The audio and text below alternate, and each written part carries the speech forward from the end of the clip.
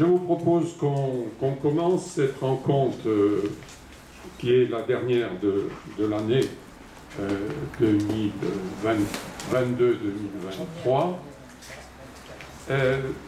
Alors, avant de vous présenter les intervenants ici à la tribune, vous avez eu, je pense, tous l'invitation et notamment le rappel où on a changé un petit peu le libellé.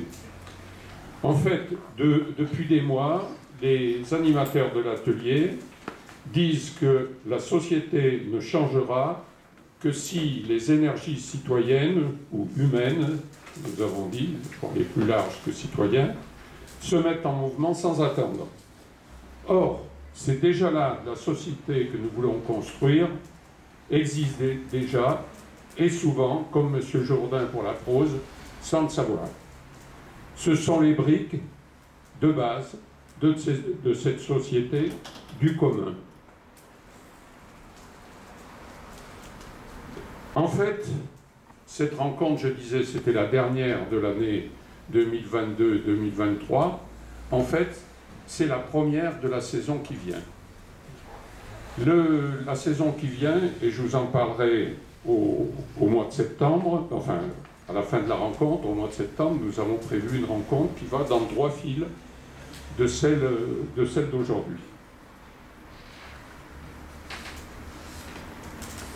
Nous avons un timing un peu serré ce soir, parce que après la rencontre, habituellement, nous allons dîner avec les animateurs, enfin les personnes qui interviennent à ces rencontres, et nous avons convenu la semaine dernière, nous avons préparé la semaine dernière cette rencontre avec les intervenants de ce soir, et ils ont été d'accord pour que, même si ce sont des locaux, on puisse aller dîner ensemble.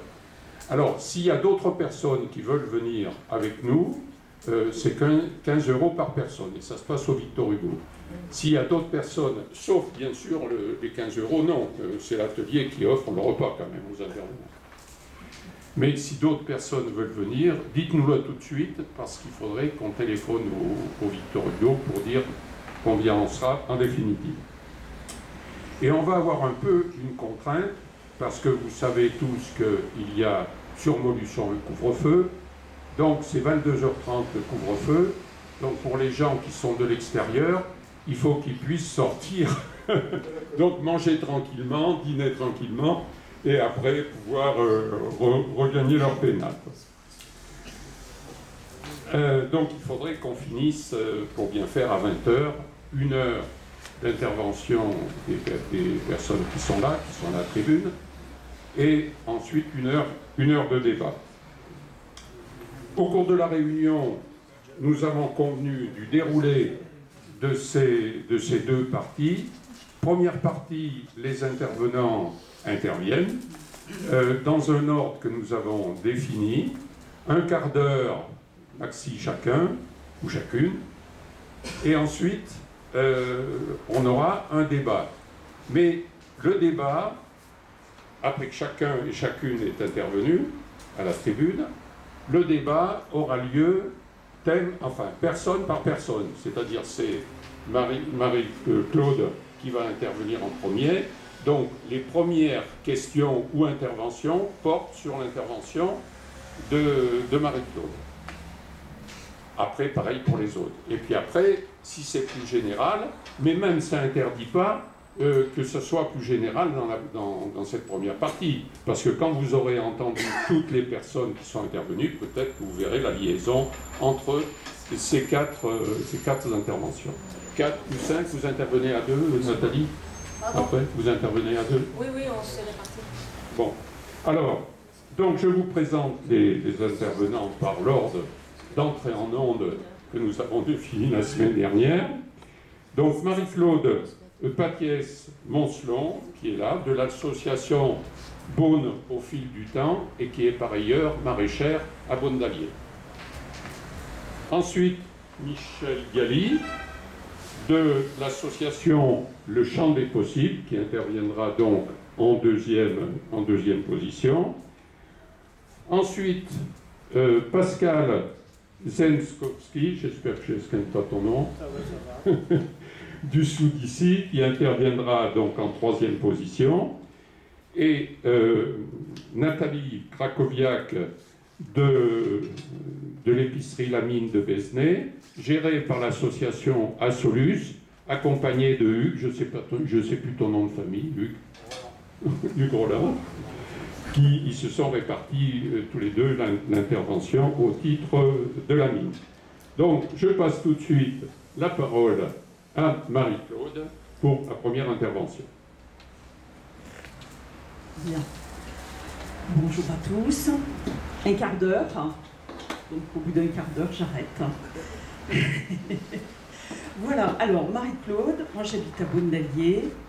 Je suis maraîchère, bientôt retraitée. Et bon accueil, alors c'est bon accueil au fil du temps. Le accueil est important dans le nom. Alors Beaune-d'Allier, pour vous rendre compte, je crois que vous voyez peut-être pas, mais en vert, vous avez la communauté de communes. Et en fait, Beaune, c'est une petite commune tout au sud du département, donc à 30 km d'ici.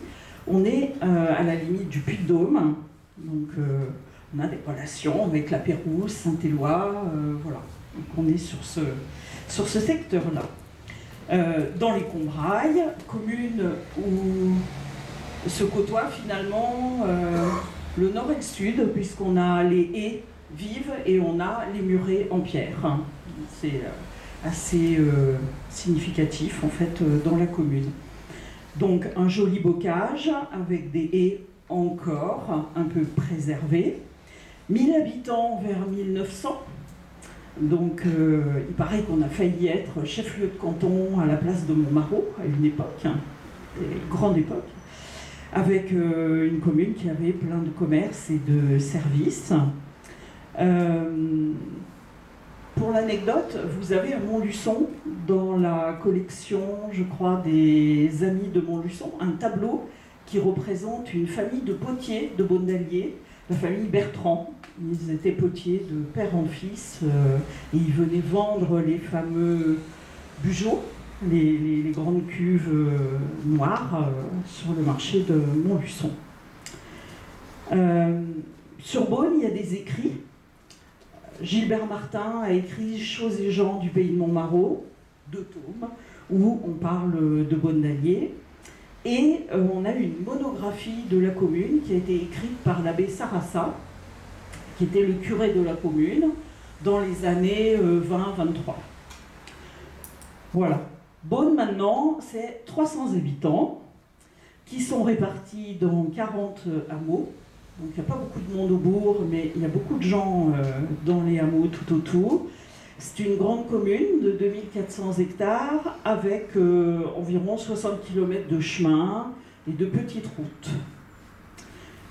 On a une école en RPI qui tient le coup, moins d'agriculteurs, peu de commerce, une ferme auberge, un mécanicien agricole, mais des associations bien vivantes qui tiennent le coup.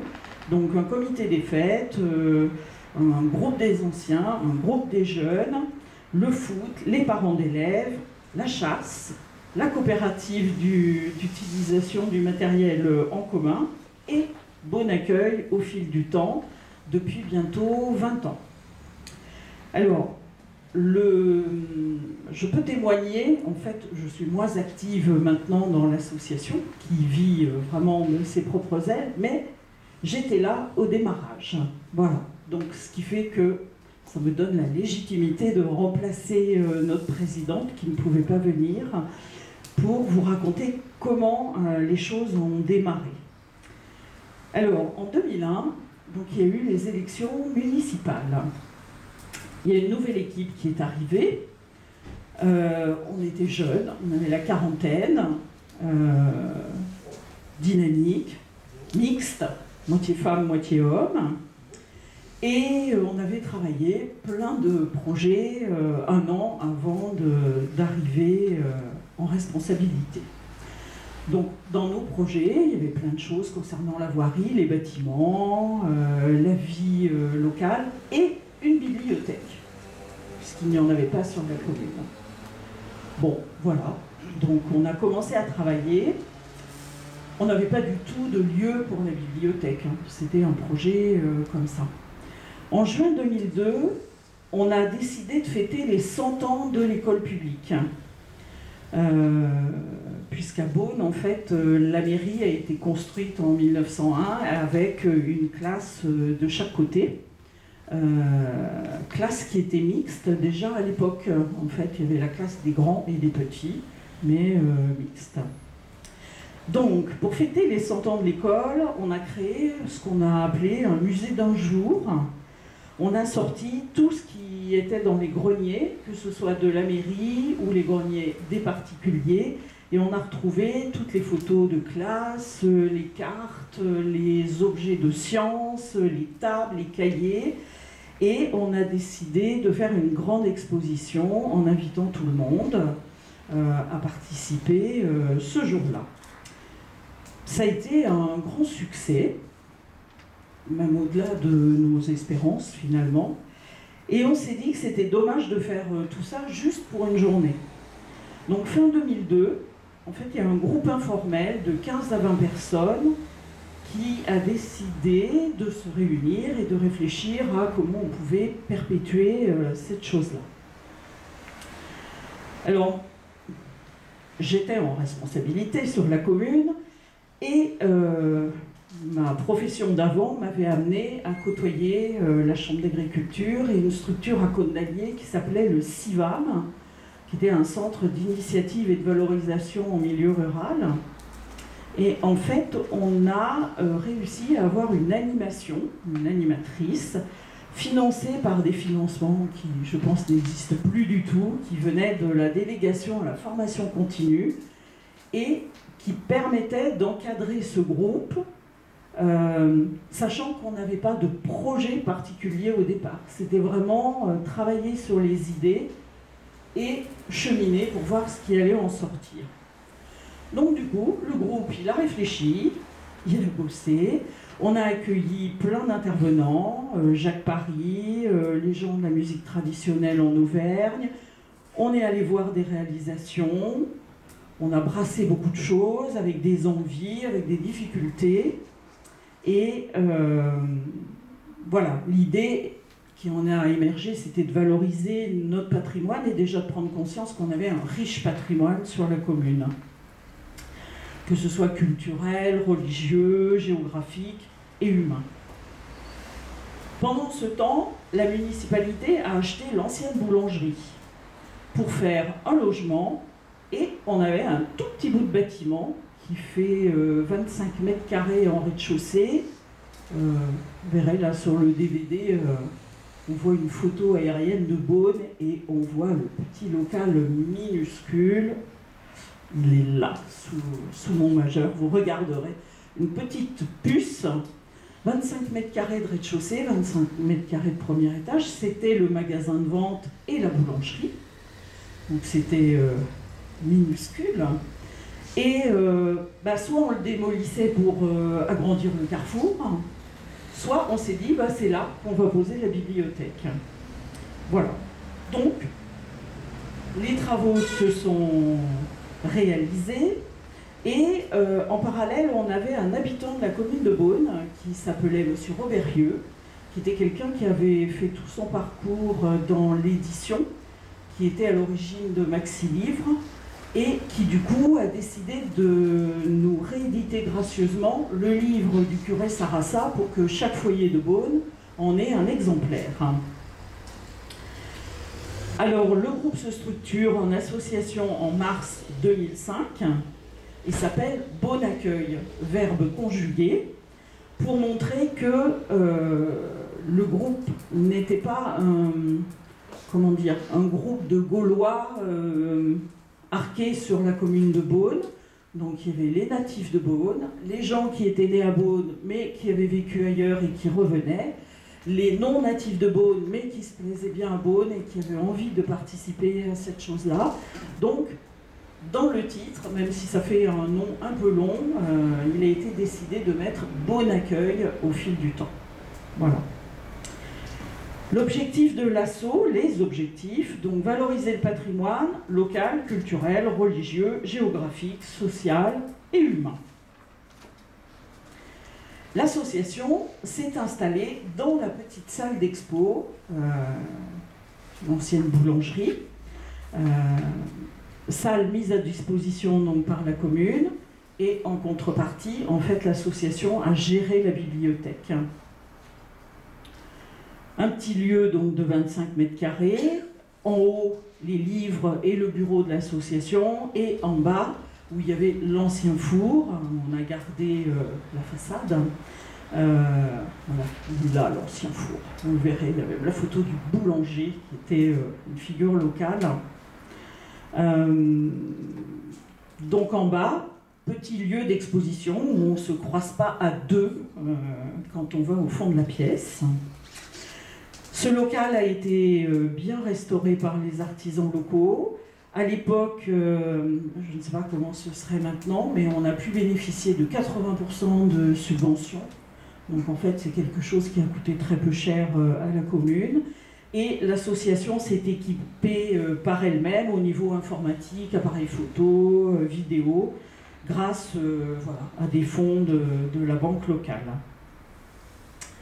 Alors, du coup, avec un beau local comme ça, tout petit mais beau, l'association a d'abord mis en priorité la collecte de la parole des anciens. Et donc du coup, ça voulait dire recenser toutes les personnes de la commune, préparer la grille d'entretien, apprendre à conduire un entretien, apprendre à se servir du magnéto, à se servir du micro. Et du coup, on a des heures et des heures d'enregistrement de personnes qui malheureusement maintenant ne sont plus là, mais on est très content d'avoir cette bibliothèque brute de données sur la commune de Beaune. Et ensuite, il y a un travail qui a été fait par les membres de l'association, alors avec l'aide de la MJC ici qui nous a aidé à transférer les cassettes en CD. Et du coup, il y a un CD qui a été fait sur la parole des anciens en prenant différents thèmes, voilà. Et avec des animations autour de ça. Alors, la bibliothèque et la salle d'exposition sont inaugurées en 2007. Et l'association, deuxième temps de son travail, recense tous les chemins avec les vieux noms, les maisons, les châteaux, les lieux chargés d'histoire, les vieux métiers, les fontaines, les croix, enfin tout y passe, et réalise des panneaux en lavé-maillé qui sont mis judicieusement sur un certain nombre de circuits. Et voilà, donc du coup il y a des topo-guides, on peut faire des circuits, puisqu'à Beaune il y a plusieurs châteaux, il y a des maisons bourgeoises. On avait deux frères maçons qui ont construit toutes les maisons des années 1900, donc ils sont assez typés, c'était les HLM de l'époque, avec deux fenêtres à droite, deux fenêtres à gauche, l'escalier, la grange, voilà, donc il y a tout un passé. Donc ils ont réalisé des CD, ces choses-là où je vous ai montré la carte, des sets de table avec des photos, des lieux. Vous pourrez regarder tout ça. C'était verdoyant à l'époque, ça l'est un peu moins maintenant. Voilà, donc ça a été un gros travail, hein, les parcours historiques. Mais ça a permis en fait à toute l'équipe de bien connaître la commune, d'être capable d'en parler et d'accompagner des groupes. Alors, il y a eu aussi des expositions thématiques, les vieux outils, les vêtements, la cuisine, et chaque fois finalement tout le monde sort le barda des greniers, on fait le tri, on met tout ça en scène avec des textes, des photos, des références, et du coup il y a des expositions et souvent des bouquins qui font suite à ça. Il y a eu aussi des reconstitutions, la veillée de dans le temps, costumes, les danses. Le travail avec le four à pain, donc on a trouvé quelqu'un qui a encore un vieux four à pain, donc on a fait le pain, on l'a mangé, repas de batteuse, du coup on invite du monde, à chaque fois on se retrouve 100 personnes, quoi. Et DVD de tout ça, photos, souvenirs. 2016, alors c'est allé crescendo en fait, 2016, commémoration de la Première Guerre mondiale. Ils se sont déchaînés parce qu'en fait, ils ont retrouvé tous les documents liés à ceux qui ont participé à la Première Guerre. Ils ont fait une exposition, ils ont reconstitué une tranchée, reconstitué un poste d'infirmerie, tout ça dans une vieille orange inoccupée, et ils ont proposé ça à la visite.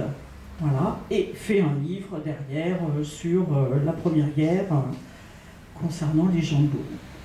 Rebelote avec la guerre d'Algérie, où là le travail a été plus léger finalement, où ils se sont focalisés pour faire un recensement de toutes les personnes qui sont allées en mettant leur parcours. Enfin, voilà, plus une conférence ou deux. Et puis 2021-2022, pendant le Covid, donc ils ont travaillé sur Vivre à Beaune sous l'Ancien Régime, avec l'évocation des modes de vie et des métiers, donc qui a donné ce livre, avec une belle exposition, mais bon, c'était pendant le Covid, donc ça a été peut-être un peu plus difficile pour profiter de tout ça, mais du coup maintenant il y a un livre qui retrace tout ça. En parallèle, il y a eu un travail dans l'église. L'église de Beaune est une église beaucoup trop grande pour ce village. Elle a été agrandie, c'est une église, la première partie est du XIIe siècle, la deuxième partie du XVe, XVIe, et ils ont eu la folie des grandeurs en 1900, donc ils ont agrandi par tous les bouts, et finalement le clocher qui est très grand a commencé à s'affaisser. Donc il a été décidé de restaurer le clocher pour maintenir ce patrimoine, et l'association s'est occupée des statuettes en bois polychrome, puisqu'on avait 8 jolies statuettes qui étaient légères parce que vraiment vermoulues, et donc qui ont été restaurées. Et les vitraux aussi qui étaient très endommagés, donc la restauration d'une partie vient de se terminer. Voilà, et tout ça avec la mairie, la Fondation du patrimoine et tous ceux qui ont bien voulu donner le coup de main ou faire un don. L'année dernière, peut-être il y en a qui s'en souviennent, vous le verrez là dans le bulletin, parce qu'il faut un bulletin annuel, il y a eu un grand travail sur les jardins, donc avec des expos, des démonstrations, des conférences, sur les 4 week-ends du mois de juin l'année dernière.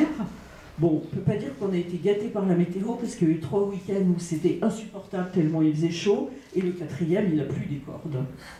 Mais on a quand même réussi à faire tout ce qu'on voulait faire, voilà. Il y a eu des interventions et c'était plutôt très bien.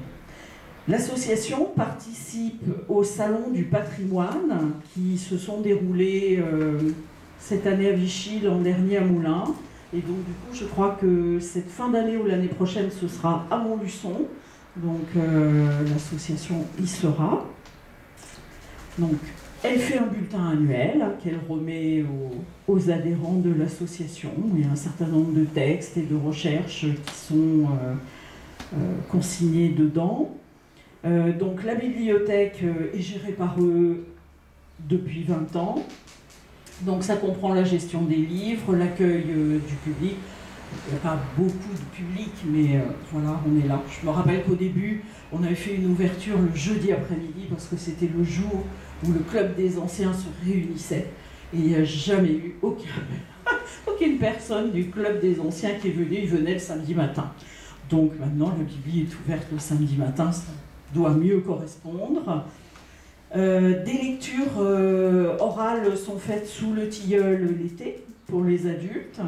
Et des contes sont dits pour les enfants l'hiver. Voilà. Dans les projets, la commune a acheté l'ancienne gare de Beaune, parce qu'on avait un train à Beaune. Voilà, vous la verrez là-dessus. Ça s'appelait la halte de Salbrune, c'était une toute petite gare, et c'était une maison privée depuis très longtemps, il n'y avait pas l'électricité, il y avait l'eau au puits. Et voilà, la commune a réussi à l'acquérir. C'est une maison qui est presque en ruine, le long de l'ancienne voie de chemin de fer.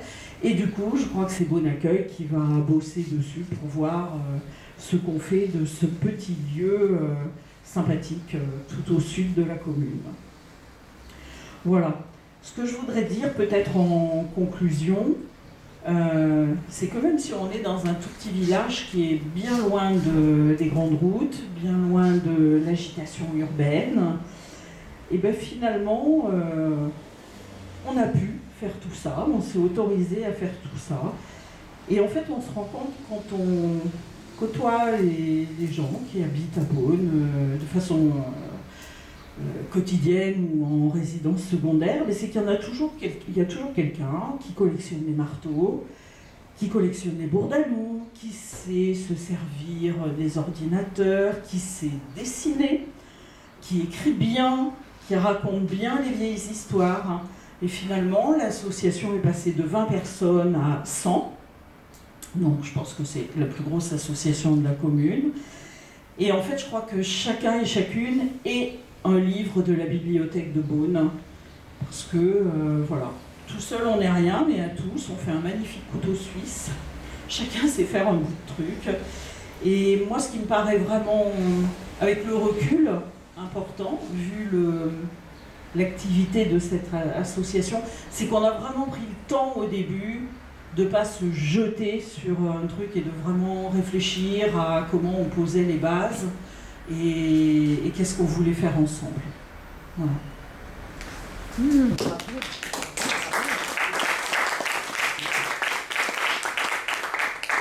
Merci Marie-Claude. Donc je passe tout de suite la parole à Michel Galli de l'association Le Champ des Possibles. Merci. Ça fait rêver d'entendre ça, parce que si on pouvait nous aussi dire on a fait tout ceci, on est un petit peu dans un autre domaine, mais il faut dire aussi que l'objectif du Champ des Possibles est de participer au changement de la société, ce qui est un petit projet qui nécessite beaucoup d'actions diverses. Alors le Champ des Possibles a été créé en 2019 à la base pour permettre des rencontres entre les différentes personnes. On a commencé à faire des repères cafés dans les différents cafés de Montluçon. Et puis au fil des rencontres, on s'est justement rendu compte de l'importance de pouvoir étoffer les temps de rencontre et de partager beaucoup plus. Donc on a voulu avoir un lieu où pouvoir installer un certain nombre d'axes de développement. Et donc nous avons pour le moment acquis un endroit qui est rue du Docteur Roux, où nous installons un certain nombre de projets qui,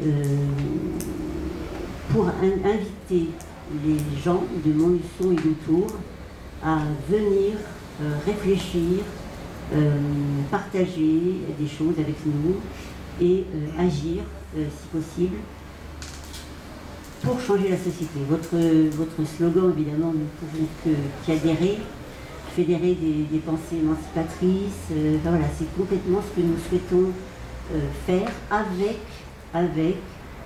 les associations, les mouvements, les gens de Montluçon et des environs. Comment dire? Alors, nous avons plusieurs axes à notre projet qui est de travailler au bien-être individuel et commun. Mais au sens de l'OMS, c'est-à-dire le bien-être global, qui est aussi bien physique, mental, social, et donc qui qui nécessitent de travailler dans différentes directions. Pardon. Donc les axes de travail sont d'une part mettre en place des moments de rencontre pour partager des informations, des connaissances, des pratiques dans différents domaines, mettre en place également des ateliers pour rechercher l'équilibre personnel et commun en fait. Et puis avoir différentes propositions, par exemple un relais numérique pour aider les personnes qui ont alors soit qui ne sont pas équipées informatiquement, soit qui ont besoin d'accompagnement, mais également travailler avec différentes associations comme À Portée d'Elle qui agit pour aider les personnes victimes de violences, mais également proposer une possibilité d'avoir un contrat, une mutuelle avec la mutuelle Mutual, qui est une mutuelle solidaire.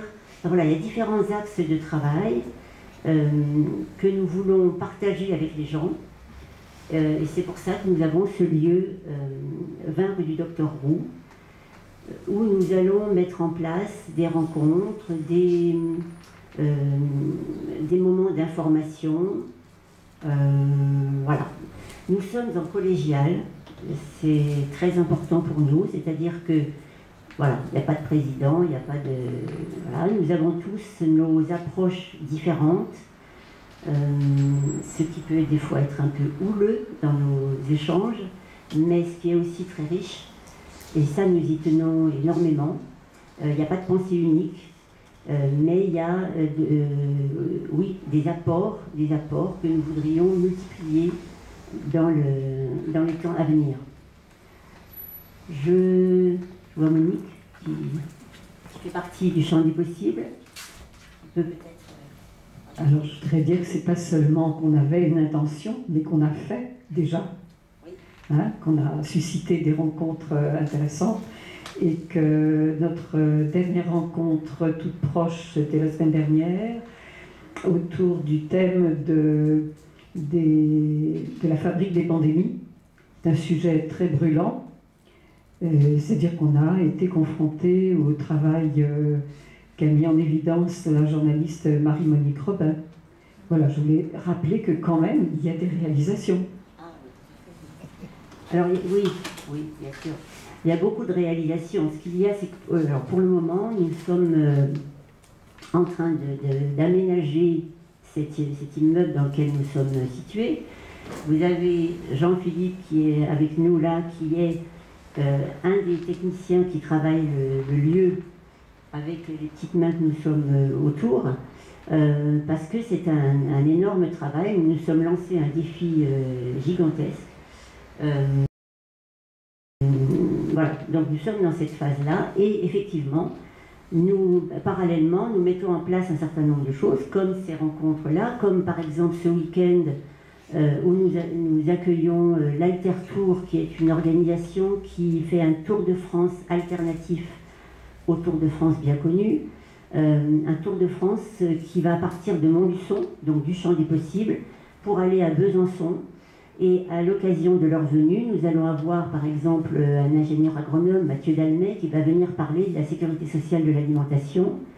Et puis le lendemain, nous allons faire une expo-vente de créateurs locaux, avec la venue également d'Yves Bessières. Donc oui, nous posons des actes, c'est tout à fait ce que nous souhaitons faire, donc parce que changer la société, ça nécessite d'impliquer le maximum possible de gens, d'associations, parce que ce qui prévaut aussi à notre sens, c'est qu'il y a énormément d'initiatives partout, et notamment à Montluçon, et voilà, beaucoup de gens qui font plein de choses.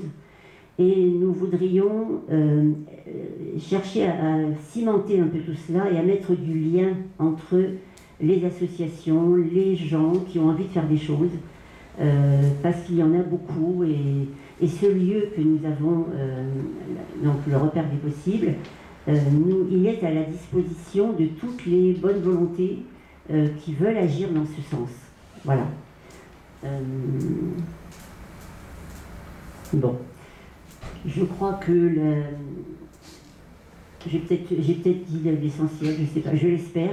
En fait, c'est un grand écart que nous faisons entre une ambition qui est énorme, évidemment, qui est l'ambition de beaucoup de, enfin, l'envie de beaucoup de gens, c'est de voir cette société changer parce qu'elle est insupportable, je crois, pour beaucoup de monde, et trouver les moyens d'agir, trouver les pratiques, trouver les moments où on va pouvoir se rencontrer et faire des choses qui vont faire bouger les choses. Voilà. Donc c'est un gros travail. Je pense que si vous avez des questions, ce sera avec plaisir. Merci.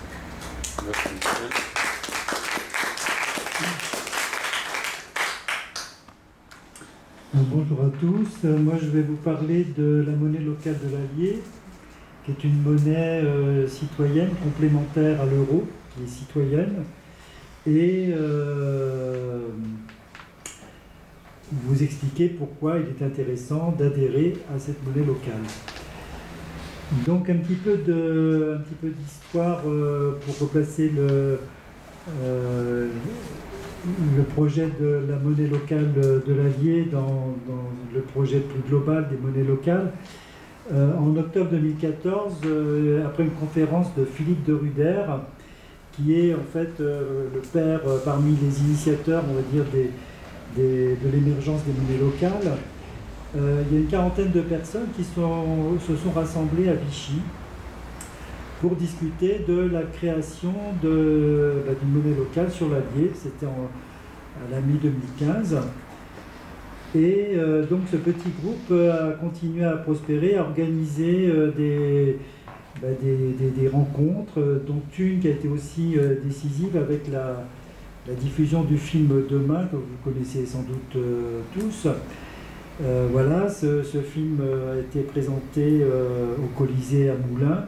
La salle était pleine. Il y a eu beaucoup de gens pour qui ça a été un éveil, une révélation, et qui ont rejoint ce groupe constitué pour les besoins de la création de cette monnaie.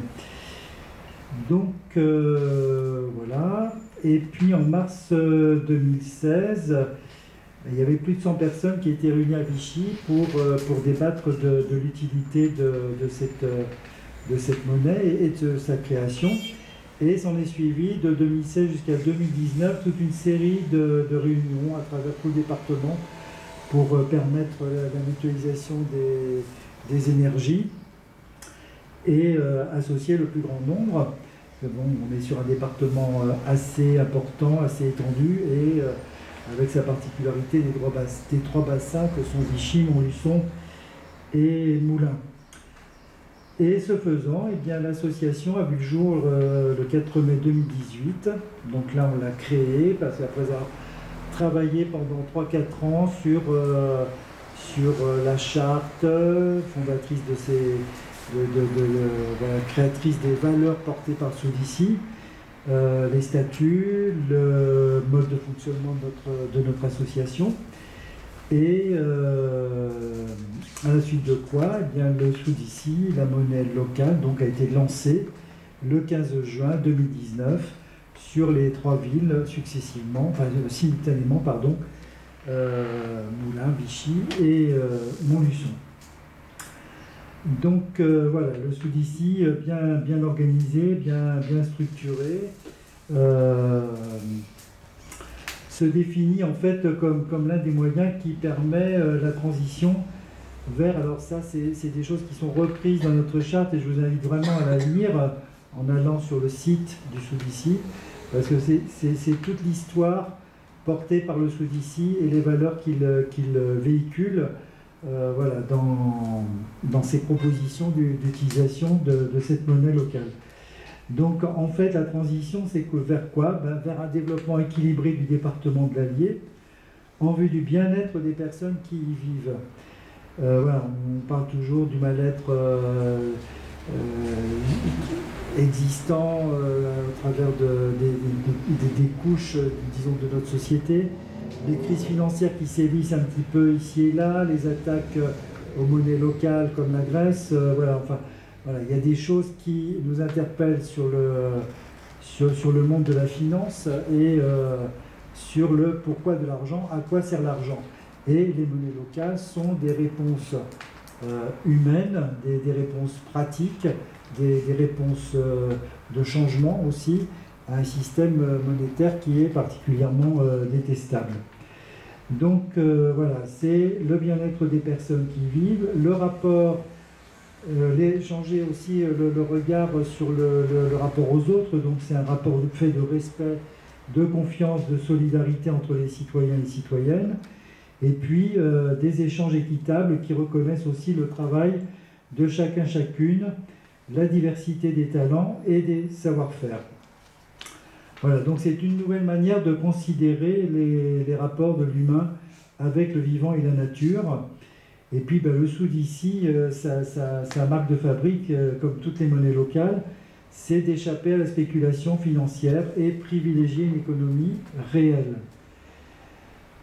En privilégiant cette économie réelle, eh bien, on dynamise l'activité économique du territoire en favorisant la production des biens et services locaux. Alors voilà, sur l'histoire, donc vous savez, la création en 2018, le lancement en 2019.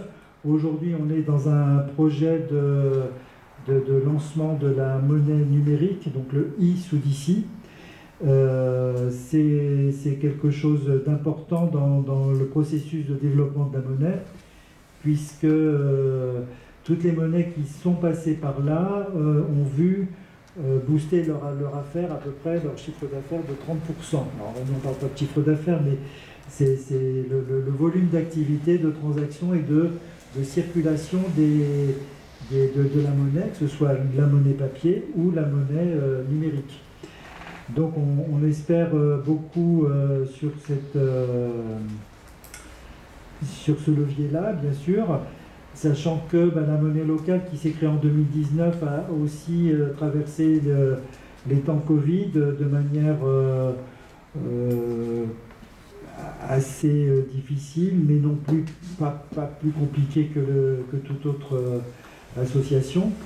On avait gelé les cotisations en 2021, donc là on est en fait sur un palier pas de stagnation, mais de rebondissement suite aux événements Covid. Donc là, la monnaie a été lancée de manière fulgurante. On avait vraiment atteint en 2019 quasiment 1000 utilisateurs particuliers pour quasiment 197 professionnels. Donc c'était un bon rapport, équilibré entre les prestataires et professionnels qui offraient proposaient leurs offres de biens et de services, et le monde des utilisateurs particuliers.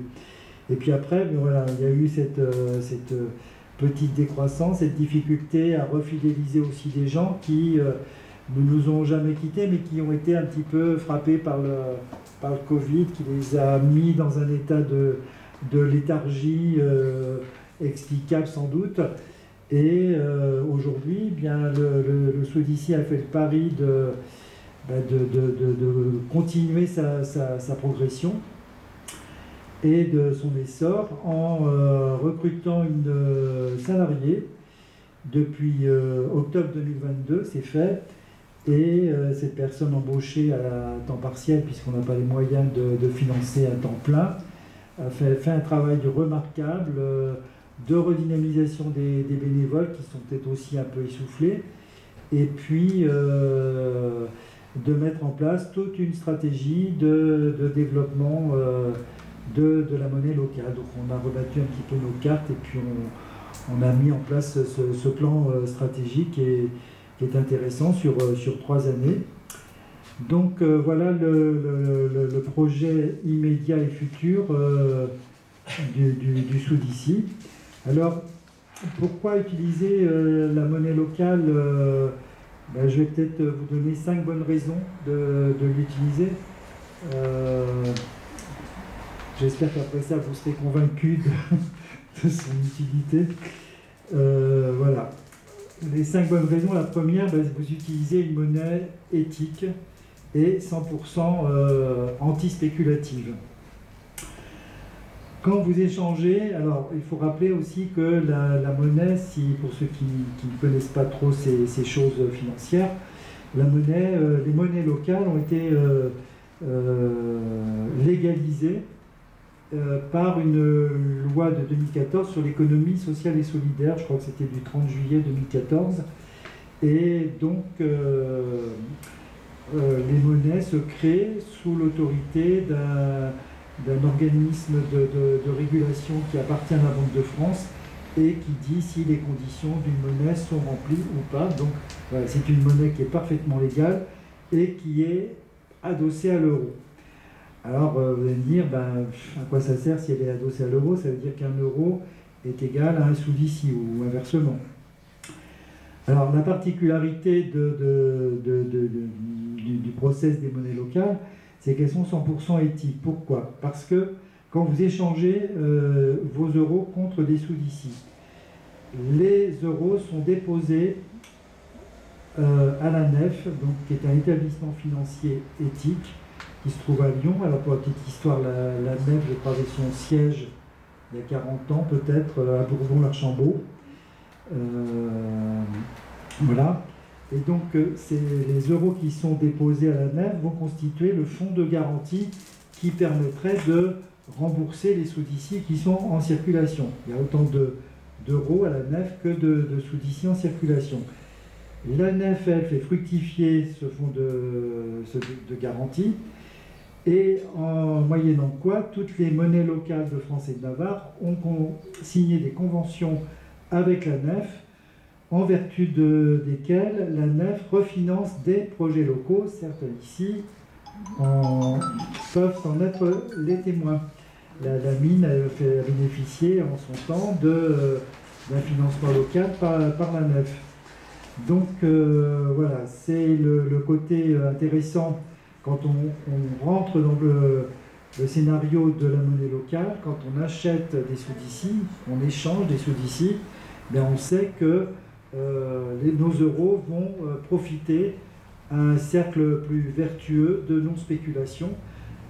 Pour la petite histoire, il faut se rappeler ou savoir que quand vous dépensez 100 euros, vous avez 5 euros qui vont rester, qui vont continuer à circuler en local, et les 95, vous dépensez 100 euros près d'un commerçant, bien lui il va déposer des sous à la banque, et sur ces 100 euros, il y a 95 euros qui vont partir dans des nébuleuses spéculatives financières qui sont de l'ordre de milliards par jour. C'est-à-dire qu'à un moment, ça ne rime plus à rien. On sait, par ces mécanismes-là pervers d'ultra-spéculation, on s'est coupé du pouvoir de l'argent. Les monnaies locales essaient d'être là un outil de réappropriation de la monnaie. Qu'est-ce qu'on veut faire avec la monnaie? À quoi sert la monnaie sinon satisfaire des besoins, nos besoins personnels et le besoin collectif, le besoin général, rien d'autre. On n'a pas besoin de la spéculation. Donc voilà, ça c'est le côté vertueux de cette monnaie antispéculative. Et puis vos sous d'ici que vous avez échangés, eux, ils vont continuer à vivre leur vie à 100% sur le local, en étant utilisés auprès d'acteurs locaux qui sont eux-mêmes engagés dans ce processus de la transition du territoire. La deuxième raison, c'est quoi? C'est développer les circuits courts et consommer en local chez nos commerçants de proximité. Alors, bien sûr, on ne peut pas dépenser ces sous d'ici dans une grande surface, à Carrefour ou ailleurs. Le but, c'est vraiment de soutenir nos producteurs, nos commerçants locaux, nos artisans, nos paysans. Et c'est de dépenser nos sous d'ici auprès de ces professionnels qui sont répertoriés donc, comme acceptant le sous d'ici sur une carte des professionnels dont on peut prendre connaissance sur le site du sous d'ici. Et voilà, par ce soutien, on soutient toute l'agriculture, tout l'artisanat local. Ça va peut-être au-delà du simple fait que quand on consomme et qu'on achète en euros à des commerçants locaux, voilà, il y a la plus-value du sous-ici qui va qui rentre, comment dirais-je, dans un réseau de reconnaissance des savoirs, des valeurs humaines et de toutes comment dirais-je, les valeurs portées par les uns et les autres. Voilà, j'en parlerai un petit peu plus tard. Enfin peut-être même maintenant d'ailleurs, c'est identifier les professionnels qui sont engagés dans la transition de notre territoire. Donc ça veut dire que quand vous allez sur le marché, vous pouvez faire valoir un petit commerçant, un producteur local, mais qui est peut-être dans une dynamique économique traditionnelle de faire du chiffre d'affaires, de faire du bénéfice, et qui n'a rien, qui n'a aucune considération pour tout ce qui peut en fait revisiter sa vision de l'économie comme nous on la revisite, c'est-à-dire les rapports humains, la reconnaissance de la personne qui est en soi, de la plus-value qu'elle apporte, du soin qu'elle met à produire avec l'idée d'un partage de valeurs. Donc, quand on va vers les professionnels qui appartiennent au réseau Soudici, eh bien, on soutient des acteurs de la transition du territoire. Voilà. La quatrième raison pourrait être aussi de rentrer dans une association où vous participez à un modèle de gouvernance totalement horizontal. Le champ des possibles parlait de la collégialité, de sa collégialité de fonctionnement. Nous aussi, on a travaillé sur cette horizontalité parfaite parce qu'on voulait, associer le plus grand nombre et être dans une responsabilité équitable, harmonieuse dans la gestion du Soudici. Donc vous avez un cercle qui fut appelé autrefois pilotage, qui s'appelle maintenant de coordination, auquel les adhérents sont conviés. Vous avez les réunions départementales une fois par mois, c'est souvent le premier samedi du mois. Alors, ça peut être une demi-journée ou un jour selon les formats. Et vous avez votre mot à dire. Les adhérents peuvent participer de manière très démocratique à la vie de l'association, aux décisions qui peuvent être prises. Ils peuvent venir en tant qu'experts, référents sur un sujet, ou alors s'informer sur les actualités de l'association du moment. Voilà, donc l'association, elle, sur le département, elle fonctionne avec des groupes locaux qui sont sur chaque bassin, que Montmoulin, Vichy et Montluçon.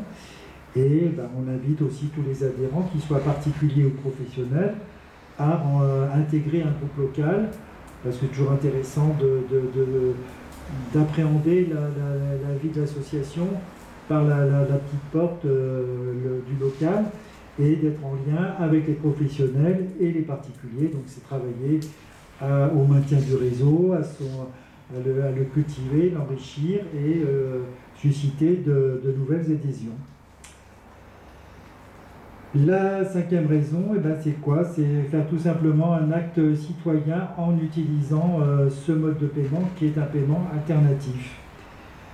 Donc voilà, c'est peut-être aussi un moyen de se poser des questions de qu'est-ce qu'on veut comme monde. Voilà, on pose un acte que je pourrais presque qualifier de politique quand on adhère au Soudici. C'est peut-être effectivement de commencer à participer à la conception d'un nouveau monde. C'est vrai qu'une monnaie locale n'est pas une solution en soi.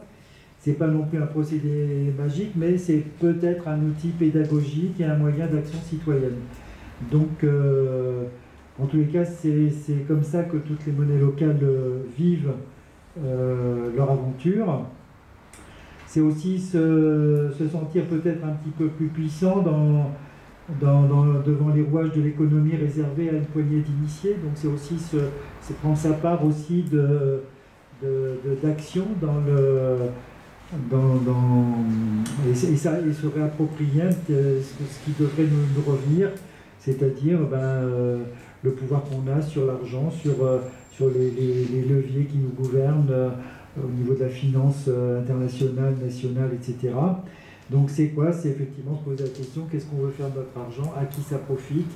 Est-ce qu'on veut que ça profite à des gens qui n'ont rien à faire de nous, ou plutôt à des gens qui nous considèrent et qui sont en lien avec nous et avec qui on a forcément envie de prospérer ensemble pour le bien-être commun. Voilà.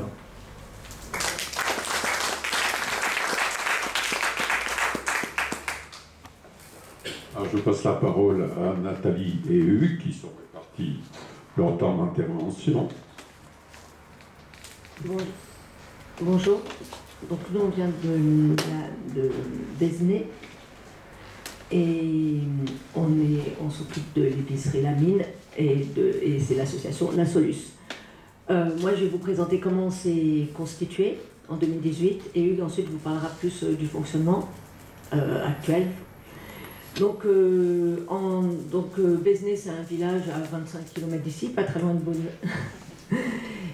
où il y a encore des commerces, il y a deux boulangeries, un boucher, il y avait une pharmacie jusqu'à il y a 5 minutes, et donc il y avait une épicerie, un coiffeur, et il y avait une épicerie Vival, et une personne qui souhaitait prendre sa retraite, et en 2017, elle le disait tout le temps, et donc à quelques habitants, on a commencé à se dire mais il faudrait quand même qu'il reste une épicerie à Besnay, comment on va faire, etc.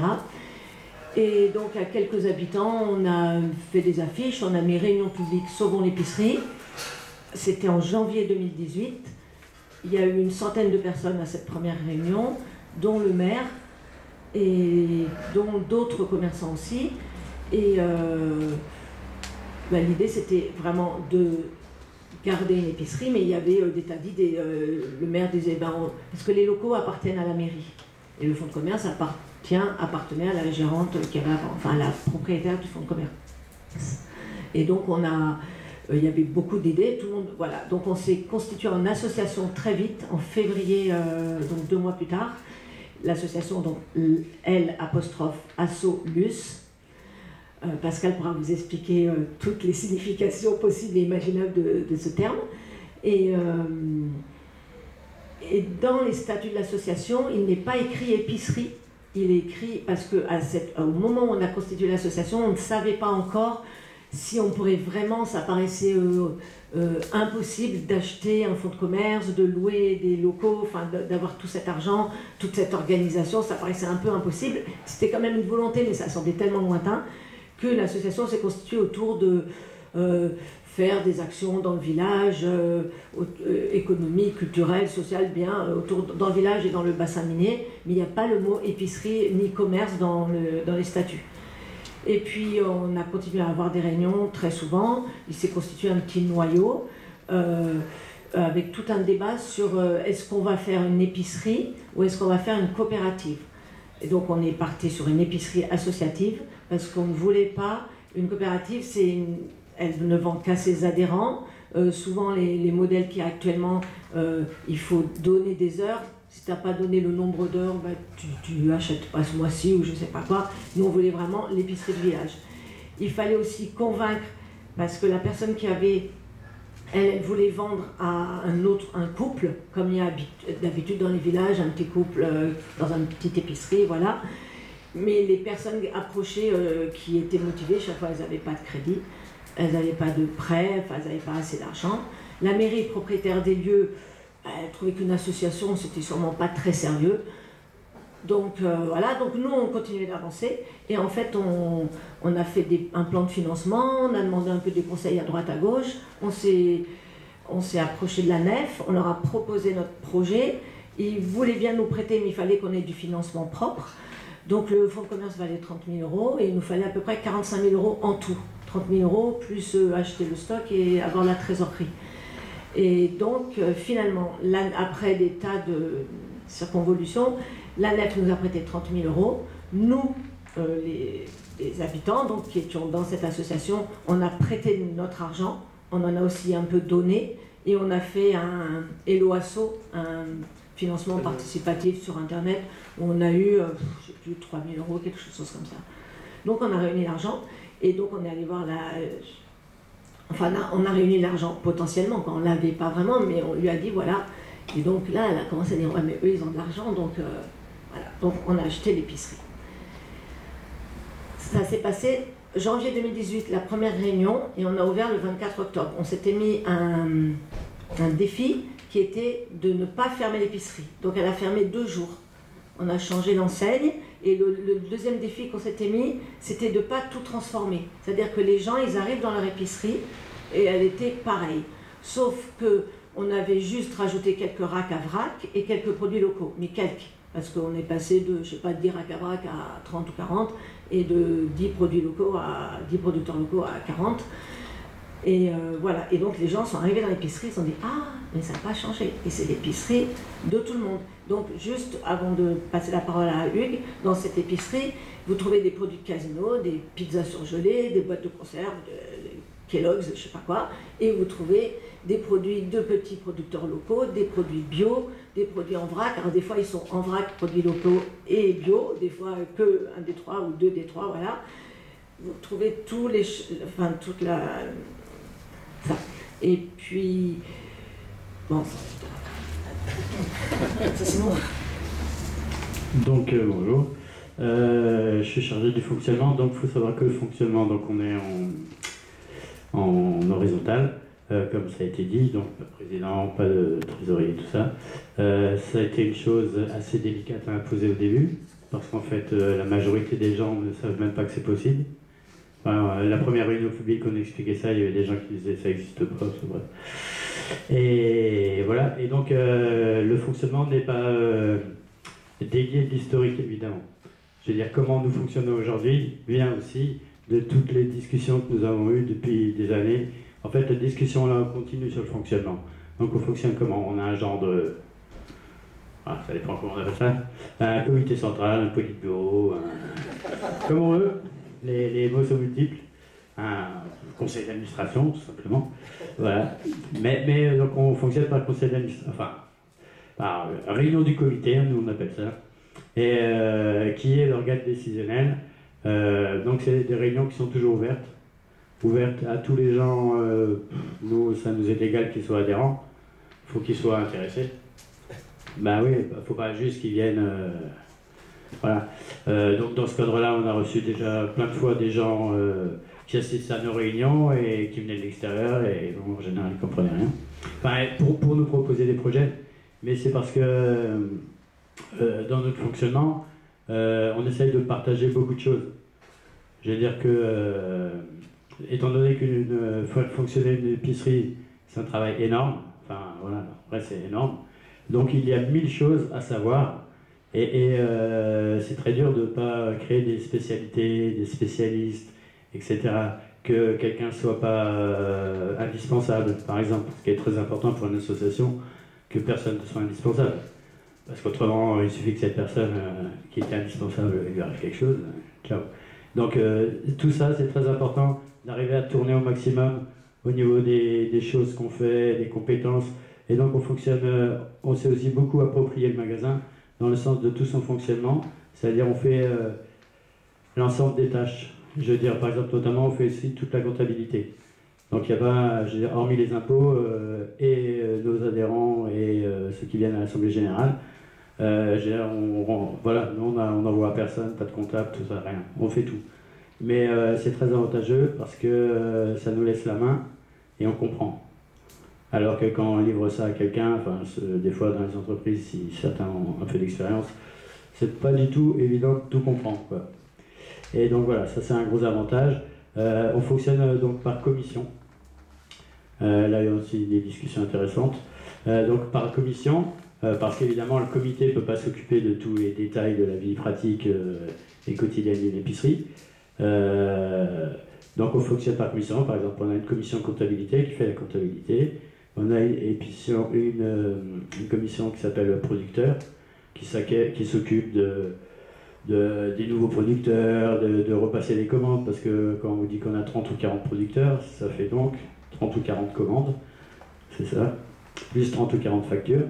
Donc voilà, tout ça, enfin je veux dire par rapport à un seul grossiste, ça multiplie énormément les démarches, les transports, les coups de fil, le travail administratif et tout ça.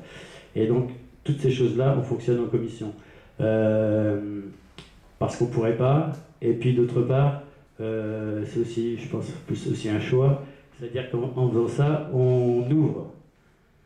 Il y a des gens qui ne voudraient pas venir au comité, ça ne les intéresse pas, c'est trop dur, ça gueule trop et tout ça. Et donc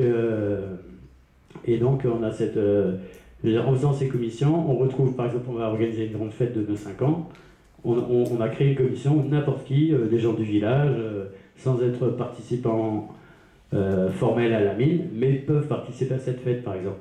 Où on a créé un marché, là maintenant on a fait un marché hebdomadaire. Donc à cette époque, c'est pas mal de créer un marché hebdomadaire. Et là c'est pareil, on a réussi à l'ouvrir, on a fait des tracts dans tous les boîtes aux lettres, et maintenant on est, je veux dire, au niveau du fonctionnement réel du marché, on est à égalité. C'est-à-dire on est 3 membres de l'association, et des gens qui le connaissent, qui sont proches, qui sont clients, mais qui ne sont pas membres du tout, pas actifs du tout, sauf pour organiser le marché. Donc ça c'est vachement bien, enfin moi je trouve. Voilà, après, je vais juste poser une limite sur les histoires de délégation et tout ça, les commissions, parce qu'il nous arrivait, donc on a une commission, elle a une certaine autonomie, évidemment, ça sert à rien, mais jusqu'à où on va en autonomie? Jusqu'à quand on doit faire, à quel moment, je veux dire, si on va changer la couleur du rideau, c'est peut-être pas la peine de le remonter au comité central, vous voyez. Mais si on va changer l'ensemble des marges qu'on a décidées, oui. Vous voyez, il y a des questions, il faut jauger de son importance par rapport au retour. Mais le global est retourné. Hein. Mais c'est justement pour pas que tous les détails embrouillent les conversations, quoi. Toutes ces commissions sont toujours ouvertes. Mais ce que je voulais dire, c'est que dans cette délégation-là, il peut exister un problème. Par exemple, on en a eu un précisément. Un petit problème, hein, c'est pas du tout avec les gens. C'est que quelqu'un voulait faire, on a une cave en dessous, et avait l'idée, on ouvert à toutes les idées, une cave à vin. Enfin, un truc de dégustation de vin et tout ça. Donc dans l'idée, il n'y avait pas de souci, on en a discuté, le principe était à peu près accepté par tout le monde, mais le gros problème, c'est que la personne, elle voulait gérer toute seule. Et elle ne voulait pas avoir de compte à rendre. Donc pour nous, voilà, non. Je veux dire, c'était... et voilà. Et encore un point au niveau de nos objectifs, après je vais m'arrêter sur le fonctionnement, enfin sur tout.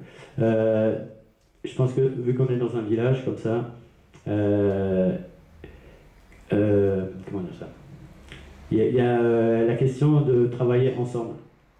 Et c'est très très compliqué, parce que tous les gens sont différents, les gens ils ont des idéologies différentes, ils ont des pratiques différentes, des histoires différentes, et nous ce qu'on veut par rapport à ce qu'on cherche par rapport à ce magasin, c'est de réunir les gens. Donc on est obligé de passer au-dessus, ou de trouver des accords, ou de trouver des choses pour pouvoir travailler avec les gens qui sont moins de gauche, tout ça, voilà, pour dire ça comme ça par exemple. On peut le dire autrement, mais voilà, à peu près.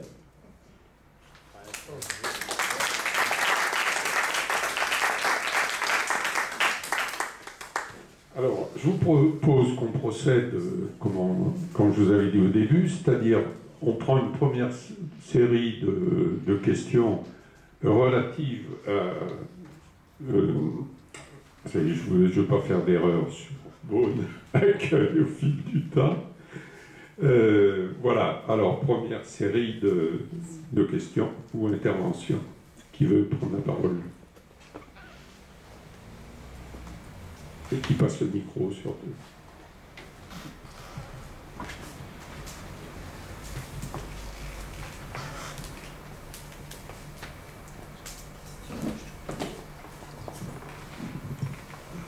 Sinon pour ce deuxième, hein.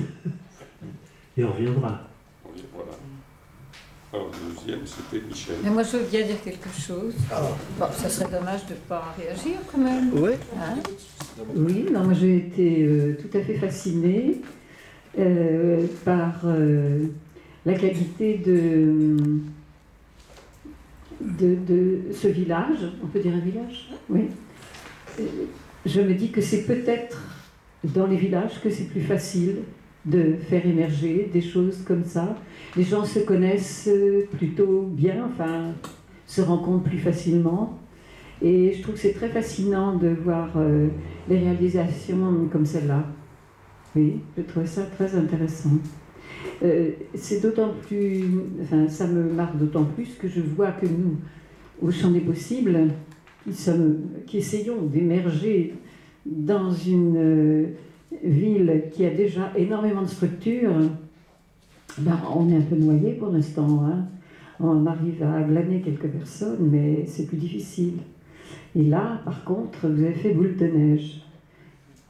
Bon, ça produit des fruits. Bravo. Voilà.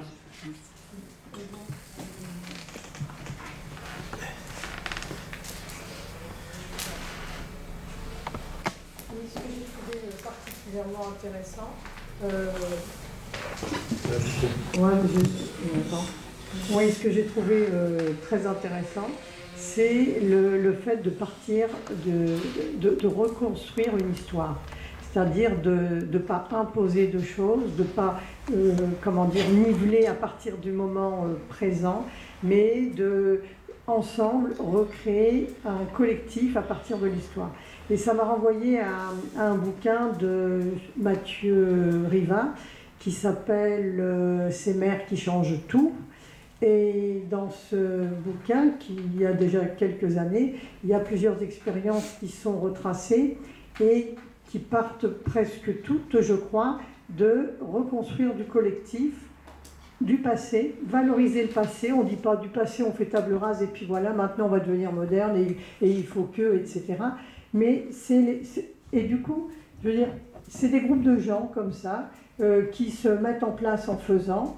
Et de là émergent des personnalités, puis une équipe, un projet d'équipe municipale à venir. Et ce qui est intéressant dans tout ce travail-là, c'est qu'ils n'ont pas réussi à faire reculer vraiment le Front National, mais à le faire chuter, y compris dans certaines communes du Nord où il était vachement implanté, à le faire considérablement descendre. Parce que se sont réaccaparés leur histoire et ensemble ils ont créé une équipe. Alors effectivement ils sont souvent sur le pont, puisque souvent, surtout dans les villages, c'est le maire et puis les conseillers qui sont au charbon avec les habitants. Et là ça rejoint un petit peu la mine, enfin tout ça, ça se tient. Mais oui, je voulais citer ça parce que c'est tellement difficile de faire reculer le Front National dans certains coins que reconstituer la richesse passée pour la refaire ensemble, en élargissant, c'est une belle histoire à faire. Oui. En fait, ce qui a motivé certaines personnes, c'est il y en avait marre d'entendre « Bon, de toute façon, à Beaune, il n'y a rien, c'est moche. » Oh ben, il n'y a rien à faire, il n'y a rien à voir. Et du coup, soit on s'enfermait dans ce discours triste et voilà, sans solution. Et je crois que c'est pour ça a piqué un petit peu un certain nombre de personnes en se disant, bon, mais finalement, si, on a plein de beaux chemins. Et surtout, les gens qui venaient de l'extérieur me disaient, oh là là, il y a un beau bocage, c'est calme, c'est chouette, il y a des arbres, il y a une belle nature. Alors là, c'était vraiment bon. Et du coup, le travail s'est axé un peu là-dessus. Alors, ce qu'on peut dire quand même au bout de 20 ans, c'est qu'on n'a pas trop gagné par rapport au Rassemblement national. Hein. Malheureusement, à Beaune, on est dans une période difficile.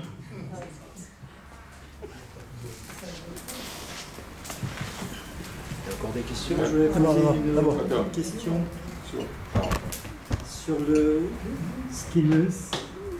cette histoire, en fait, cette aventure m'inspire une question. Est-ce que, puisqu'il y a 100 adhérents, c'est ça, l'association, ça fait un tiers des habitants du village, si je comprends bien. C'est plus large, hein. Il y a des gens qui n'habitent pas Beaune et qui sont adhérents. D'accord. Voilà. Bon, mais en même temps, le conseil municipal, lui, il gère l'ensemble du territoire où habitent ces gens-là. Est-ce que votre association peut prétendre au rang d'un second conseil municipal. On a l'impression que c'est une gestion qui s'installe peut-être de manière collective.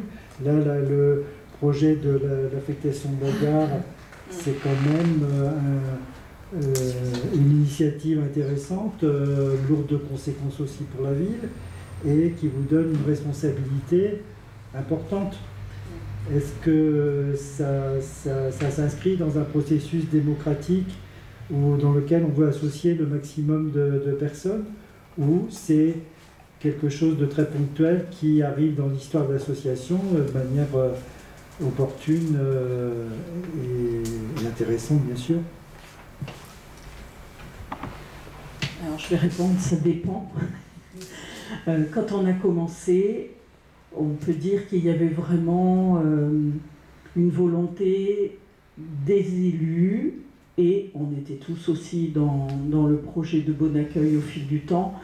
Donc il y avait un mouvement comme ça. Après, il y a eu une période un peu plus difficile parce que les élus ont changé, parce que voilà, les intérêts n'étaient pas les mêmes.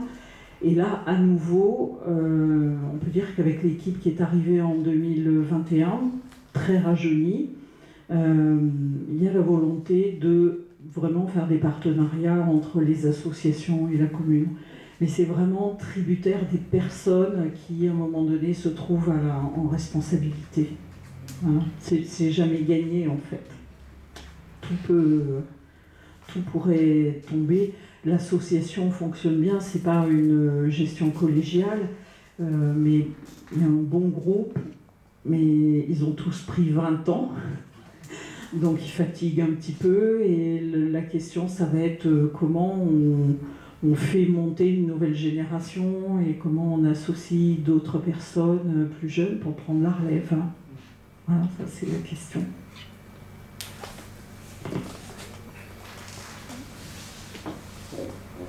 Est-ce qu'il y a encore des questions? On change. Michel avait fait un peu la liaison, puisqu'il est aussi au champ des possibles. Donc on passe à la deuxième intervention de champ des possibles.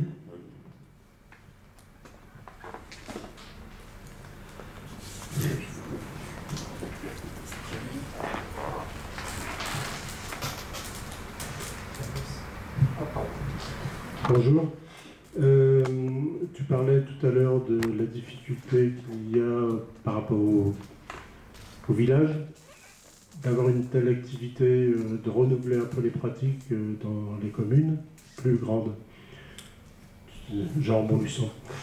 Ça fait longtemps qu'on est à Montluçon, on a été aussi, on a fini notre carrière à Vierzon, mais j'entendais à Vierzon exactement la même chose que j'entendais à Montluçon. Et en fait, j'ai l'impression que les gens des communes, des villes moyennes, sont des gens un peu déprimés. Ils sont tous persuadés que leur ville est la plus pourrie de toutes. Mais j'ai entendu très exactement à Vierzon ce que j'entendais à Montluçon. Et je ne sais pas comment on peut combattre ça. Cette espèce de délabrement des services publics, délabrement de la ville, de perte de population, qui atteint le mental des gens sans qu'ils s'en rendent compte. Et moi, ça me pose vraiment question, c'est comment on peut lutter contre ça, cette idée que se font les gens de quelque chose qui n'est pas réel, en fait. Cette espèce de fantasme dont on est les pires. Et je suis arrivé à Montluçon en 90, je me souviens d'une directrice d'école que j'avais été voir pour des travaux, je travaillais au service technique, et qui me dit « Mais qu'est-ce que vous êtes venu faire dans cette ville qui est en train de mourir ?» Et je me souviens très précisément, c'est ce qu'elle m'a dit. Et je me suis dit, mais je venais de Rouen, c'est pas pareil. Mais je me suis dit, mais qu'est-ce qu'ils ont, les gens de Montluçon, à parler comme ça? Et quand je suis arrivé à Vierzon plus tard, j'ai entendu très exactement la même chose. Je sais pas, je trouve ça grave. Je sais pas comment on peut faire. Voilà ce que je voulais juste dire.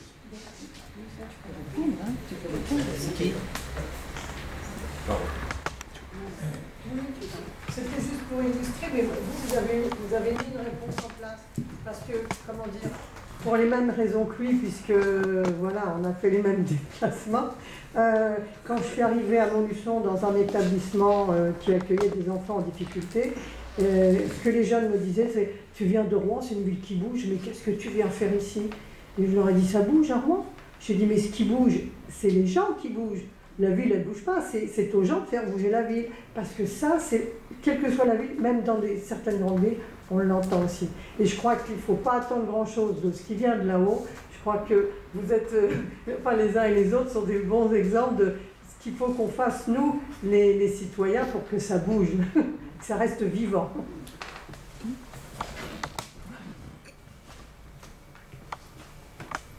Merci. Oui. Alors, ce sujet est très très délicat. Enfin, c'est vrai que c'est très très compliqué, évidemment. Nous n'avons pas la réponse non plus à ce problème-là. Hein, mais effectivement, ce que nous nous sommes dit, c'est qu'il faut y aller. Il faut faire quelque chose. Il faut essayer de faire quelque chose. C'est vrai que nos concitoyens, effectivement pas qu'à Montluçon, mais sont très défaitistes. Beaucoup de gens sont pourtant ravis. C'est-à-dire, ils viennent nous voir. C'est super ce que vous faites. C'est super. Ah ben, venez, hein, viens avec nous. Je vais voir, et puis on voit peu des gens. Non, il y a des gens qui, heureusement, hein, qui viennent et qui participent, mais c'est vrai que c'est pas, d'une part, à la hauteur de ce qu'on souhaiterait, et on cherche des solutions pour convaincre que chacun de nous a une part à faire, et que si on se lie, si on avance ensemble, voilà, on pourra faire des choses. Et effectivement, si on reste 15, 20 à essayer de mener des actions, oui, la portée n'en sera que très légère. Voilà.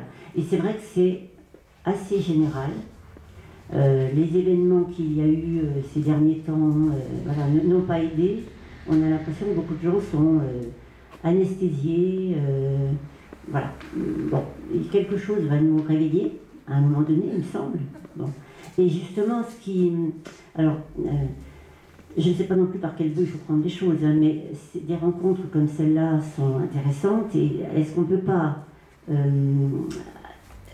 chercher ensemble, faire, je ne sais pas, des tables rondes, réfléchir ensemble et essayer de trouver tous les axes que l'on pourrait travailler pour amener nos concitoyens à participer parce que en fait, le constat, on est énormément, enfin vraiment très très nombreux à le partager.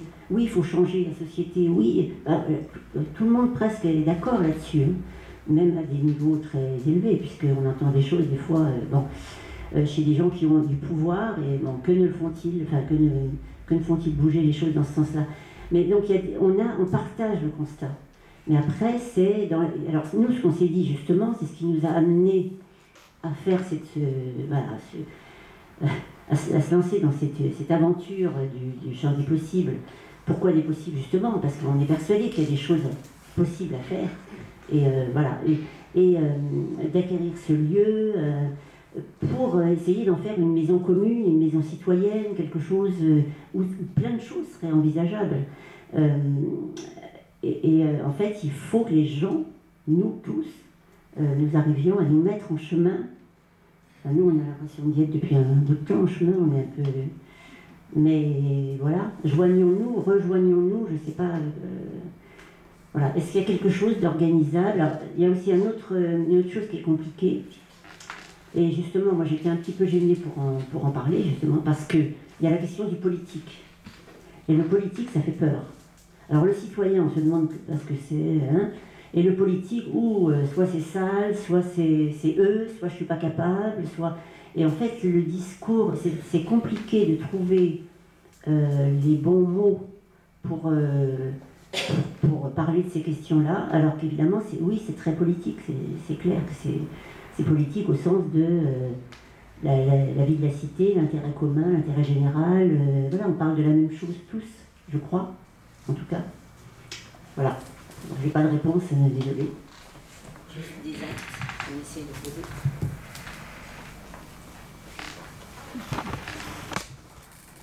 Oui, ce que tu disais, Vierzon, c'était pas joli, Montluçon, c'était pas joli, mais c'est vrai qu'il y a quand même quelques réalités inquiétantes.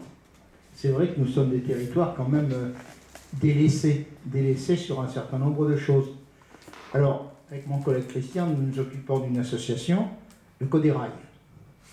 Et en ce moment, nous avons des travaux sur Montluçon-Vierzon qui vont durer 15 mois. Donc on aurait pu espérer qu'au bout de 15 mois, on ait quand même une structure ferroviaire tout à fait nouvelle, moderne, avec des temps de trajet raccourcis, pas du tout. Et donc, lorsqu'on a compris la finalité et que ça n'allait pas changer grand-chose, sauf que la ligne serait toujours circulable, on a dit qu'il faut faire quelque chose. Faire quelque chose, c'est pas... Bon, on a une centaine d'adhérents répartis entre Montluçon et la ligne sur Vierzon, avec des communes qui nous aident beaucoup. Mais on a dit ça ne suffit pas. Donc on a écrit à un ensemble d'élus, tout le territoire montluçonnais, plus les communes sur la ligne qui va jusqu'à Bourges. Il y a une élue qui nous a répondu en disant « Oui, on veut bien essayer de vous aider, participer à quelque chose, mais pourquoi faire ?» Il y a ce sentiment de résignation, comme quoi une petite association, même aidée d'une centaine d'élus, ne pourrait pas changer la face des choses. Et nous pensons le contraire. Mais il faut les amener. Nous avons écrit donc à plus de 100 élus. Nous avons eu quelques réponses. On ne dira pas le nombre pour ne pas vexer personne, parce qu'on n'a pas fini quand même, on va quand même réessayer. Mais c'est vrai que ce sentiment de résignation, c'est quelque chose de presque sur lequel on ne peut pas lutter, quoi.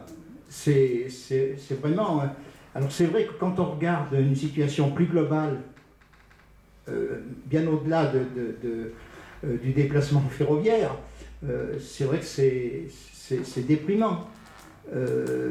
Nous, la situation ferroviaire, elle est aussi grave, toute proportion gardée, que la situation de l'hôpital.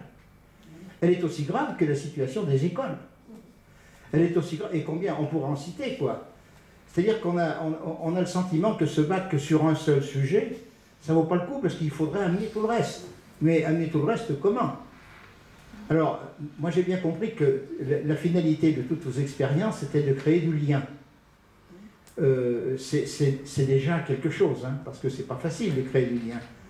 Nous, dans notre association, on a une centaine d'adhérents, mais oui, c'est vrai qu'on est plutôt cassé à gauche, il n'y a pas de problème là-dessus, mais ça freine. Il y a des gens qui ne viendront jamais, sans doute, bien qu'ils jugent notre action utile, absolument indispensable, mais ne viendront pas, peut-être à cause de ça.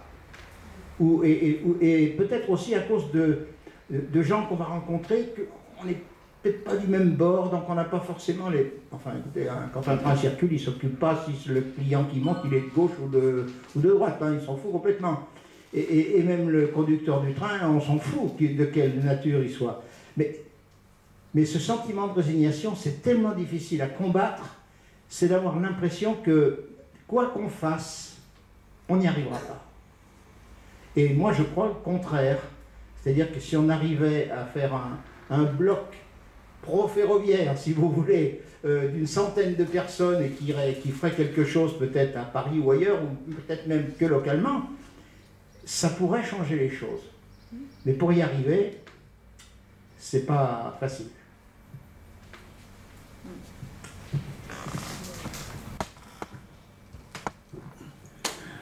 Dans la suite de ce que dit Daniel, en parlant du rail, de l'hôpital, de l'école, etc., on touche là des institutions plus grosses.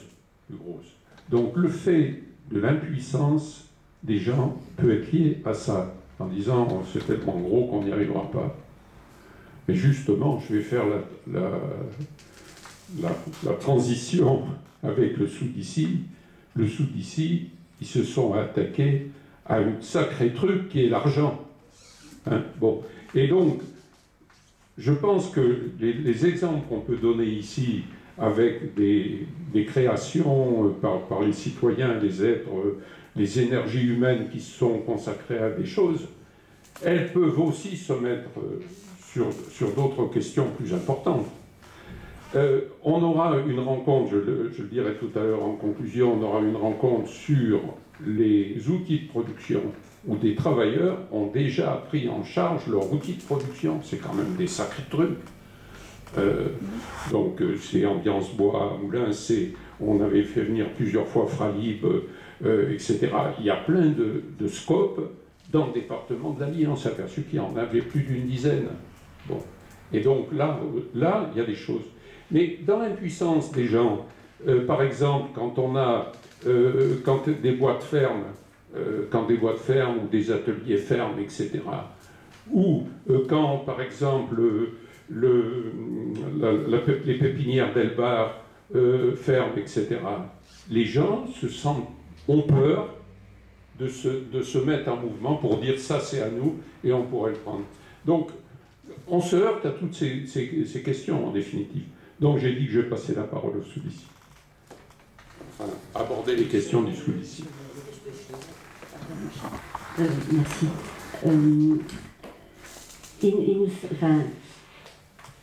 On a vu les réticences, on sait tous les réticences des gens à s'engager, oui, la peur de plein de choses, etc. Mais les associations, les organisations aussi sont très repliées sur elles-mêmes.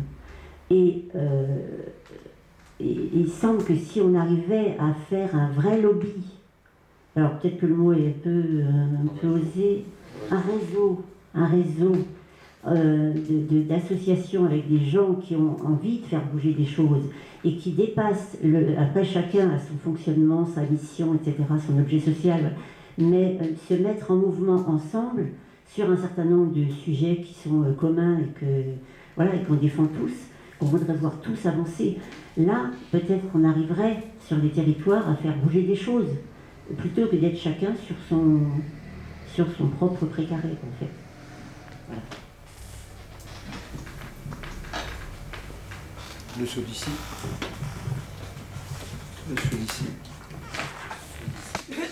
Oui, je voulais pas casser l'ambiance avec mon histoire de déprime. En même temps, je suis persuadé qu'il n'y a pas de raison de l'être.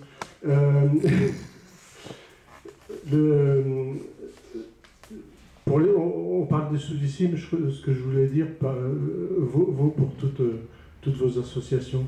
En fait, ce qui les fait fonctionner, c'est qu'il n'y a pas d'idéologie préalable. Et dans les campagnes, ça marche aussi, et on a une expérience de campagne aussi avec Chassière. Ce qui fonctionnait, c'était le comité des fêtes ou des choses comme ça. Ce qui est compliqué même à la campagne, dès lors qu'on met un peu d'idéologie, l'écologie, c'est une idéologie, l'écologie pour les gens. La politique, on aborde des questions idéologiques. Tout de suite, ça se sépare. Donc ce qui fonctionne, c'est que vous avez des projets concrets qui réunissent les gens et vous faites tous des tas d'efforts, je pense, pour que justement les questions idéologiques ne viennent pas prendre le pas alors que vous faites de la politique, mais vous ne le dites pas. Vous faites de la politique en ce sens que vous créez du lien, vous faites vivre la commune, vous réunissez les gens, vous faites en sorte que la vie s'installe. C'est faire de la politique. Mais dès lors qu'on aborde les termes politiques, et ça vaut, je pense, à la campagne comme à la ville, il n'y a plus rien qui marche. Tu le disais à propos du rail. Alors, la monnaie locale, pour ça, c'est bien, parce qu'en fait, on s'attaque au système financier, mais on ne fait pas de politique. On installe une nouvelle monnaie. Oui, bien sûr qu'on fait de la politique, on me dit. Et on installe une nouvelle monnaie qui fait en sorte que l'argent qu'on va faire circuler échappe au système financier. C'est extrêmement politique, mais on ne le dit jamais. Et ça marche.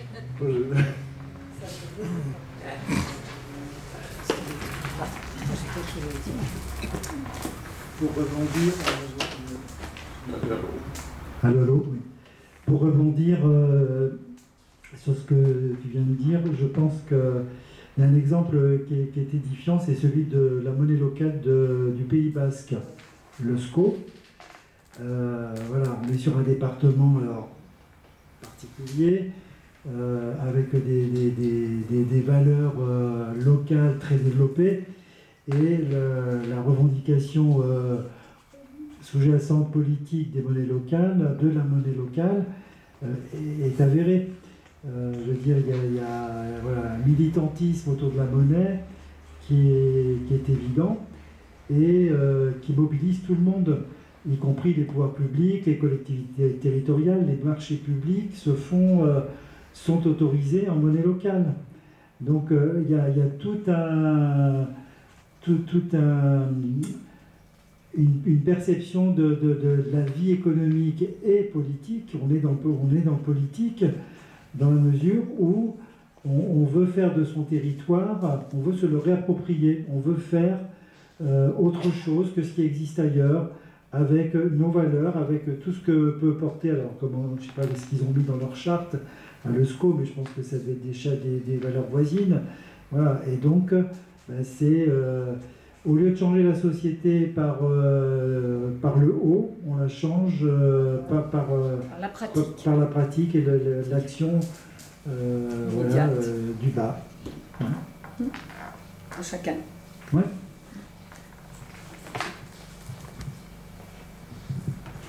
Moi, je voudrais simplement dire qu'ici, nous avons quelqu'un qui gère un comptoir, qui a donc une réserve de sous-d'ici.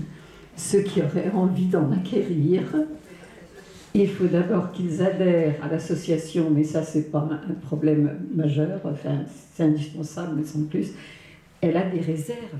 Je le dis, elle a un petit trésor dans son sac. Alors, en complément, les comptoirs, c'est des lieux où on échange les sous-d'ici, les euros en sous-d'ici. Tous les deuxièmes samedis du mois, on peut trouver un comptoir sur le marché Notre-Dame. Au champ des possibles, c'est une fois par mois également, le samedi après-midi. Deuxième samedi, on peut aussi échanger des euros en sous-d'ici.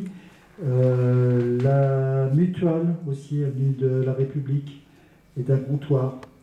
Voilà. Donc on a 9 comptoirs sur le bassin de Montluçon et 45 professionnels qui vont de Sérilly en passant par Cône et Montluçon et Coventry et Besnay. Voilà. Comment? Je dis Besnay pour faire la transition justement avec la mine. S'il y a des questions, des interventions spécifiques à la mine ou même générales en prenant l'exemple de la mine.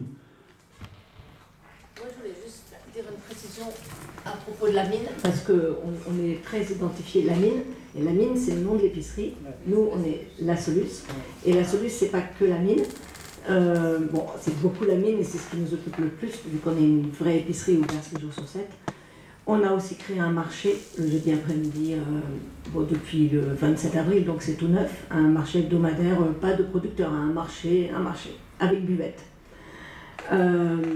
On fait des spectacles, des fêtes, et on a acheté un petit jardin sous-bois qui est en face de l'épicerie et qui était une friche depuis au moins 50 ans, qui fait environ 600 mètres carrés, et qu'on est en train de débroussailler, mais pas trop, pour que ça reste un sous-bois. Et quand ça sera fini de débroussailler, ben, ça sera un jardin public ouvert aux gens de Besnay ou d'ailleurs. Voilà, une petite arbre de fraîcheur. Voilà, donc la Solus, c'est pas que la mine. Et ça s'écrit comment? L apostrophe, asso, et asso comme association, et lus comme la lumière.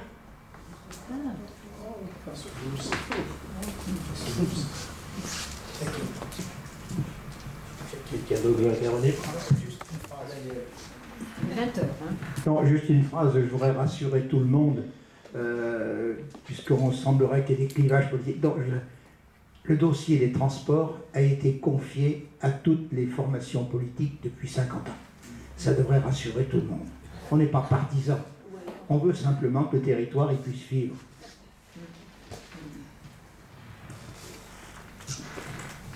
Est-ce qu'il y a d'autres questions? Plus générales, hein, même.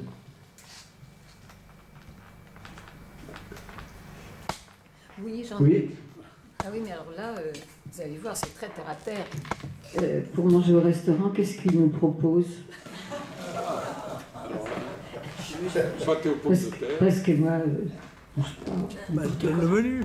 Avant le bateau patate, je voulais juste avoir une précision parce que j'ai pas précisé tout à l'heure sur le fonctionnement. Il y a quelque chose qui est très important chez nous, c'est que depuis 5 ans, on n'a jamais voté. Voilà. On est arrivé à jamais voter. C'est-à-dire, quand il y a des débats qui sont trop durs, on arrête, on se pose et on cherche jusqu'à trouver consensus. S'il y a vraiment quelqu'un qui s'oppose à ce que la majorité elle veut, eh ben, il doit être intelligent et dire bon, allez, voilà, c'est bon. Et on n'a jamais voté. Formellement, on n'a jamais voté. Et on n'en a pas l'intention d'ailleurs.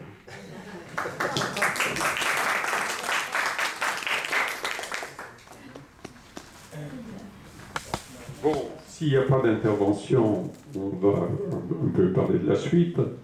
Alors, donc, je vous ai dit en introduction tout à l'heure qu'on était persuadés, nous, que c'est quand les citoyens vont prendre, quand les êtres humains vont mettre leur énergie pour construire des choses, qu'on va changer le monde.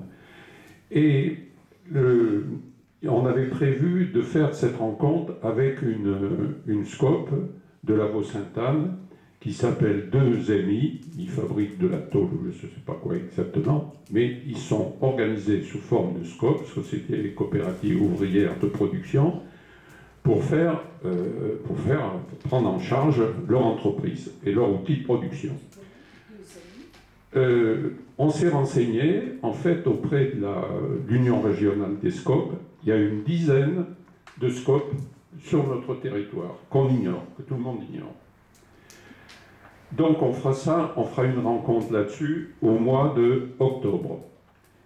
Au mois de septembre, la date est fixée, c'est le 14 septembre, nous recevrons Michel Lulec, qui a créé une structure, c'est une coopérative, c'est pas une scope, il expliquera pourquoi. Vous pouvez aller voir sur leur site, hein, ça s'appelle Ambiance Bois, qui travaille sur le bois, sur le plateau de Mille Vaches. Donc il viendra le 14 septembre nous expliquer comment ça fonctionne, parce qu'il y a tout un écosystème autour hein, de ça. Il y a un syndicat Limousin, je ne sais plus comment il s'appelle, qui coordonne tout ça. Donc le réseau qu'on veut construire, là-bas, il existe. Donc ça sera très intéressant de parler de ça, donc en octobre. Ensuite, non pas en octobre, le 14 septembre. En octobre, je l'ai déjà dit, ça sera sur les scopes locales. Voilà donc notre programme qui fait la suite de cette rencontre de ce soir, en espérant qu'on sera un petit peu plus nombreux, mais comme toujours, c'est très riche, même si on n'est pas très nombreux. Nous avons alors, je ne sais pas, la mine, si vous avez amené votre journal, vous n'avez pas parlé du journal, parce qu'ils ont édité un journal qui explique toutes leurs... Est-ce que vous en avez en stock des numéros? Non. Oui, mais il y en a un seul, c'est pour consultation, parce qu'il y en a un seul de chaque. D'accord. Bon, parce que là, ce journal est aussi très très intéressant. D'une part, il explique comment ça s'est monté, et puis il parle des projets, etc. Il y a des gens qui interviennent de l'extérieur pour voir leur regard sur la mine. Ça s'appelle Le Petit Mineur. Le numéro 5, il y en a plusieurs, parce que c'est celui qui est actuellement posé sur le comptoir. Et les autres, les numéros 1 à 4, ils ont tous partis. J'en ai juste gardé un, donc ils sont tous avec. Les archives. Bon, alors, je voulais dire, donc, on pouvait, bien sûr, vous pouvez adhérer à l'atelier. Là, le prix de l'adhésion, c'est 15 € pour l'année. C'est Alain, le président. Le trésorier, c'est Daniel. Voilà, alors vous donnez votre chèque à qui vous voulez.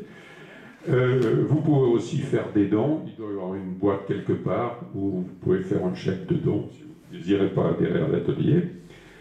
Voilà, je pense que j'ai rien oublié de vous dire, sinon de ranger les chaises en partant. Expliquez où c'est le Victor Hugo. Ah oui, pour le Victor Hugo, ben, on va emmener les gens qui sont ici au Victor Hugo, ça se trouve dans la ville d'Auzay. Personne ne s'est inscrit de plus. Rue Victor Hugo, en partant de la place Saint-Paul à gauche. Ça doit être 9. Bon. Alors, bon appétit à tous et bonnes vacances pour ceux qui en prendront. Et rendez-vous donc le 14 septembre.